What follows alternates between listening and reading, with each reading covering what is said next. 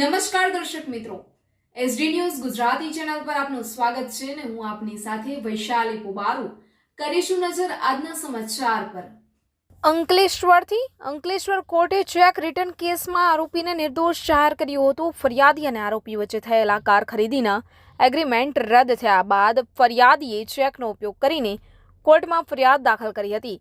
આ કેસમાં આરોપી પક્ષે એડવોકેટ નગીન જંબ દ્વારા કોર્ટમાં ધારદાર દલીલો આપવામાં આવી હતી અને સુપ્રીમ કોર્ટ તેમજ હાઈકોર્ટના જજમેન્ટ પણ રજૂ કર્યા હતા।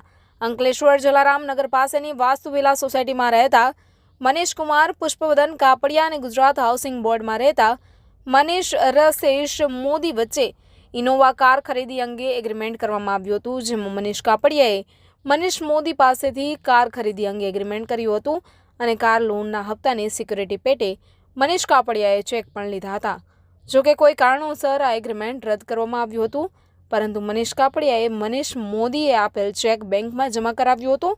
જે રિટર્ન થતાં મનીષ કાપડિયાએ અંકલેશ્વરના ત્રીજા એડિશનલ ચીફ જ્યુડિશિયલ મેજિસ્ટ્રેટ વાય.બી. પટેલની કોર્ટમાં મનીષ રસેશ મોદી દ્વારા વિરુદ્ધ કી નેગોશિયેબલ ઇન્સ્ટ્રુમેન્ટ એક્ટ કલમ 138 મુજબની ફરિયાદ દાખલ કરવામાં આવી હતી। આ કેસમાં આરોપી પક્ષે એડવોકેટ નગીન જાંબુ દ્વારા કોર્ટમાં ધારદાર દલીલો કરવામાં આવી હતી અને સુપ્રીમ કોર્ટ તેમજ હાઈકોર્ટના જજમેન્ટ પણ રજૂ કર્યા હતા।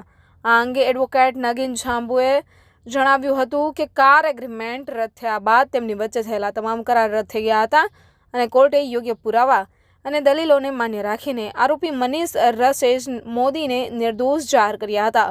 Reporter Jayesh Prajapati, SD news Gujarati, Ankleshwar.